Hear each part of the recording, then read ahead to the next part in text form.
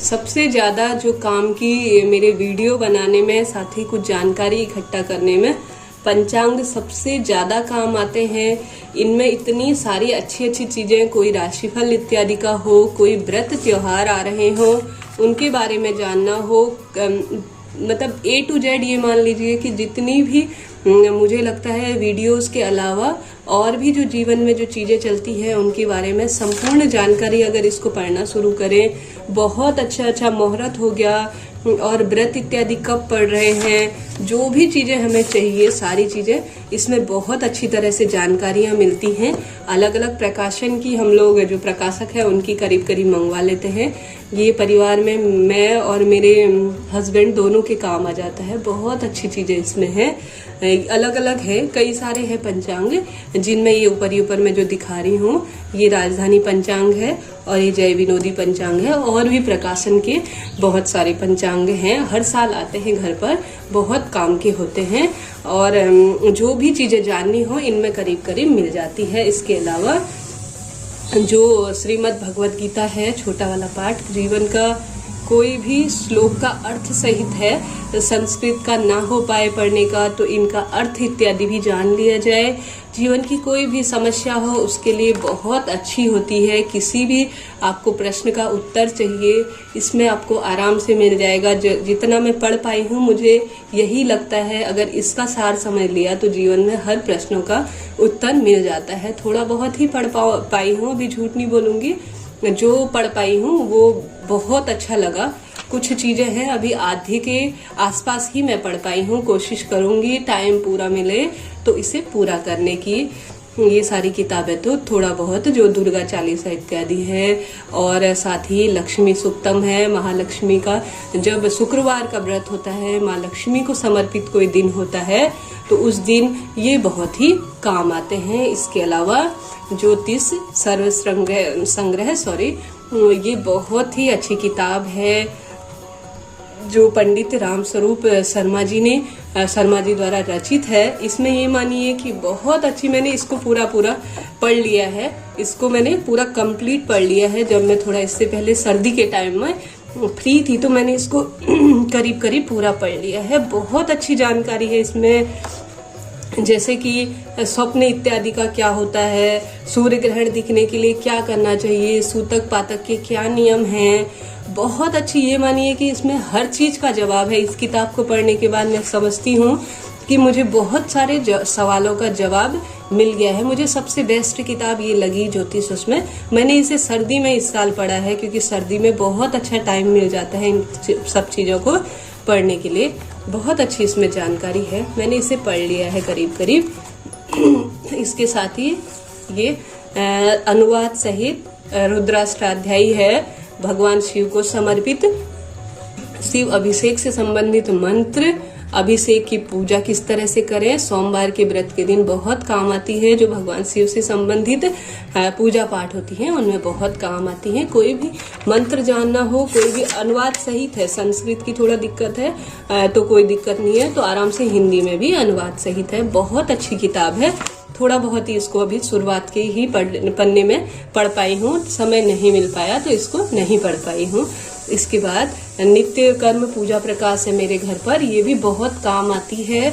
छोटे छोटे से मंत्र जो बच्चों को सिखाने हो, पूजा के समय में ब्रह्म मुहूर्त में जागने का क्या मंत्र है, और गणेश जी महाराज को, विष्णु जी महाराज को, इनको जो क्या मंत्र है, बहुत सारी संपूर्ण जानकारी इसमें मंत्रों सहित उनका अर्थ क्या है, कैसे है, और माता पिता गुरु का ईश्वर का वंदन कैसे करें, किस तरह से आपको मुख कर करना चाहिए, कौन कौन से मंत्र उसमें यूज होते हैं। बहुत अच्छे इसमें थोड़ा सा ही पढ़ के भी बहुत अच्छी जानकारी मिलती है। ये भी मेरे घर पर है ये किताब। इसके साथ ही मोस्टली जो सबसे ज्यादा काम आती है, व्रत त्योहार वर्ष भर के हैं।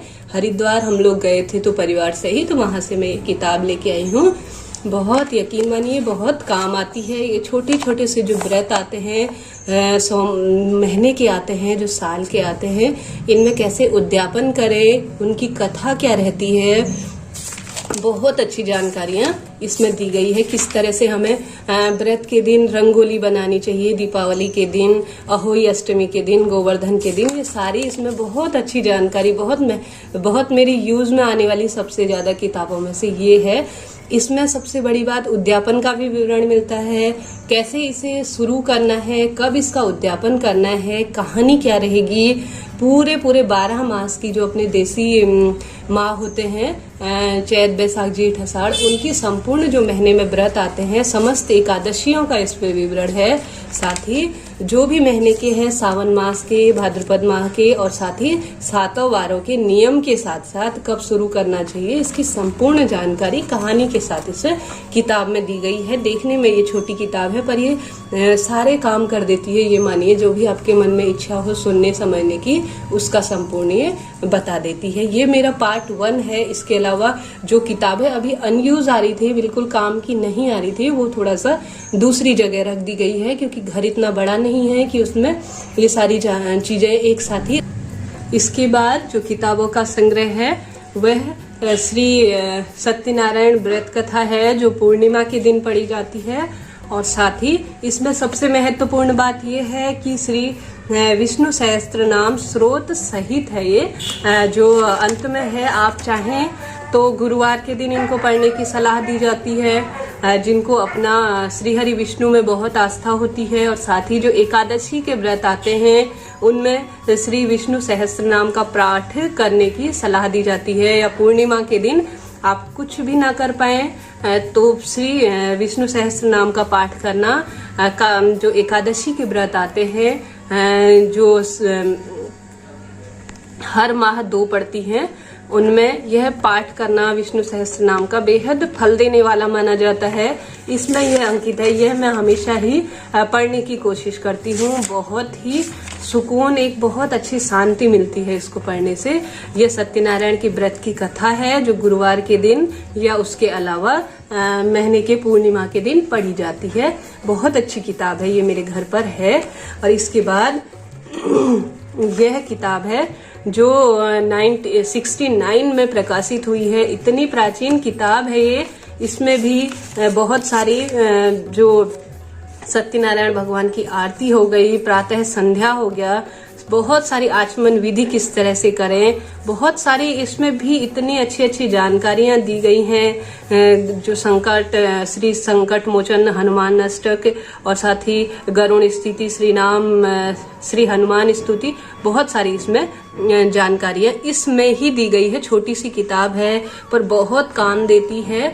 आप इसके जो इसकी रूपरेखा है, इस तरह से इसको बहुत अच्छी तरह से अभी तक संभाल के रखा हुआ है, तब जाके ये संभली हुई है। ये देखिए, तो कई साल पुरानी है। जैसा इसका रंग रूप है, आप समझ पा रहे होंगे कि यह कितनी पुरानी रही होगी।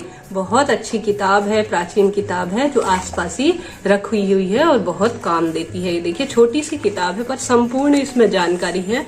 बहुत अच्छी किताब है। इसके अलावा ये अन्य किताबें हैं जो मेरे घर पर हैं। बहुत अच्छी किताबें हैं, ये सब भी बहुत काम की हैं। इसके बाद जो सबसे अच्छी धार्मिक किताबें हैं, वो बहुत काम देती हैं। सबसे महत्वपूर्ण किताबें ये हैं, जिनको इस तरह से रखना चाहिए। ये देखिए, इनको इस तरह से कभी भी कहते हैं, जो बड़ी किताबें होती है खुले में, उनको इस तरह से अच्छी तरह से बांध के रखना चाहिए। यह श्री रामचरितमानस है, तुलसीदास जी द्वारा रचित। बहुत अच्छी किताब है। ये देखिए, यह भी मेरे घर पर मौजूद है।